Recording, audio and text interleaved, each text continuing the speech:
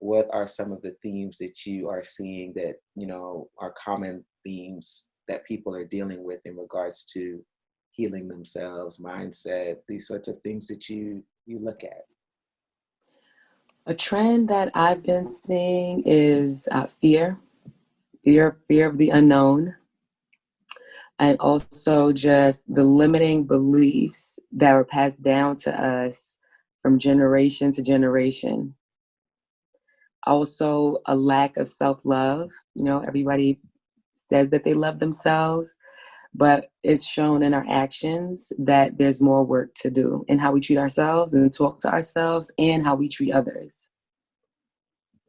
That's very interesting. So give me an example of that when you say that, people say they love themselves, but you're seeing in the work that you're doing that it's really not the way it could be.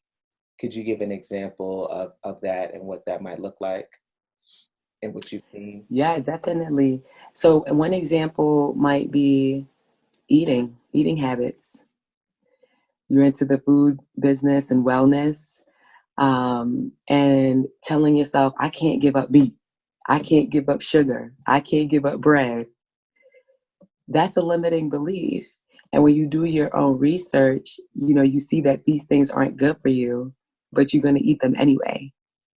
That's a simple form of a lack of self love, because more than how something tastes, you want to eat to live, not live to eat, right? You want to focus on your wellness. What sacrifices are you willing to make so that your body can be its best self and work to its best capability?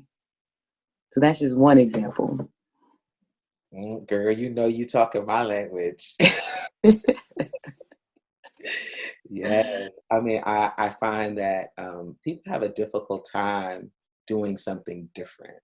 Hmm. And, that mindset work, like what are some of the things that you do and you talk about when you are helping to shift mindsets so that people can really get into the work of self-interrogation and healing? Like, what are some of the things that, if you could sort of, you know, describe it, what are some of the things that people need to go through in order to shift their mindset? You need to talk to someone that can hear you, that can listen. A lot of times, you go to your friends and they're listening to respond, or you guys have the same exact mindset. So they can't really tell you anything outside of what you really already know. But when you can talk to someone that can hear the limiting beliefs, reflect them back to you, speak it to you, and be open to changing, like, wow, okay, well, what can we're going to stay on the topic of food to keep it short. What can I do to change and implement that change step by step? A lot of people's like, you don't know what you're talking about. Like, we're on the defense, we're resistant. So the first thing is being open to change, right? Being aware that there are limitations there. So I would say awareness is first, and then being open to the change. Once you do that, then you'll start to see where you need to implement the steps to transformation. So have you always, would you say, this abundant perspective that you really talk about, which I love the way you frame that. Do you feel like in your journey to where you are, because I see you have two children now, young mom, wife, do you feel like in your journey that you've sort of had this abundant perspective, or has that been something that you've had to work towards developing for yourself, so that you can sort of really relate to the people that you work with? What's your story? What's your journey? Yeah, I think I've always had an abundant perspective, but it was just looking in a different direction. And now I've been able, through the work, to look and see a bigger picture. So my healing journey, uh, um, I was just like everyone else, just kind of groupthink, following trends, but then also had my uniqueness. And it was the birth of my son that kind of like started this transformation. The birth of my son brought up a lot of fear, a lot of fear. And I mean, it caused so much anxiety. I think you even one time I was telling you about this. Just driving down the highway, I would always think that like we're gonna die, like driving in a car. Like this was the fear because I was just feeling so much love. The fear of losing it overpowered me.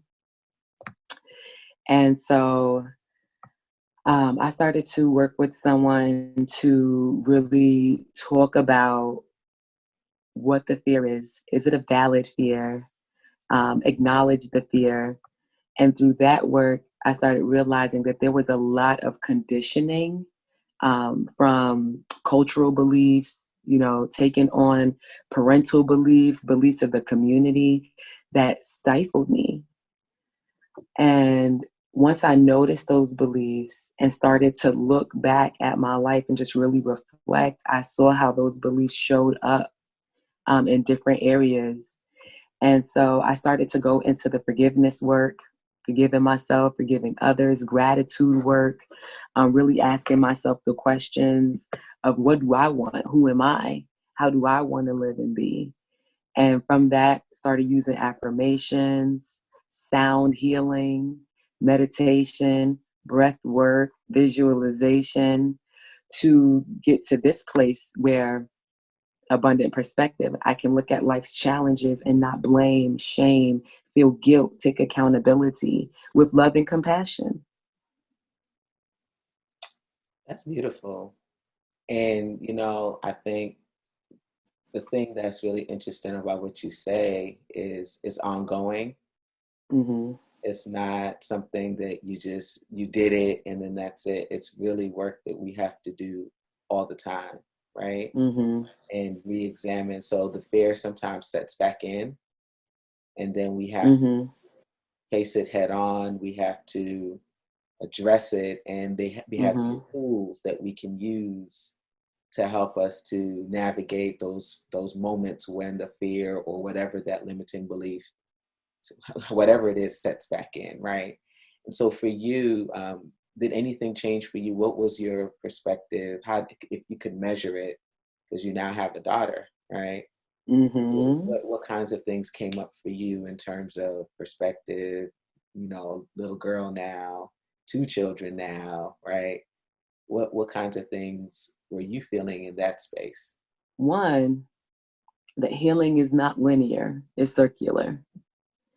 And so before my perspective was always striving to move past something and suppress it and forget about it, versus now I'm able to embrace it and look at it and learn about it, notice the patterns and the awareness of, okay, this is going to come up and be aware of when it comes up and use those tools that I didn't have before when it does come back up. My perspective now is more about forgiveness versus, just cutting people off, trying to like understand, use compassion. My perspective now is all about love. Before, it was more about like trying to become, and now it's about being.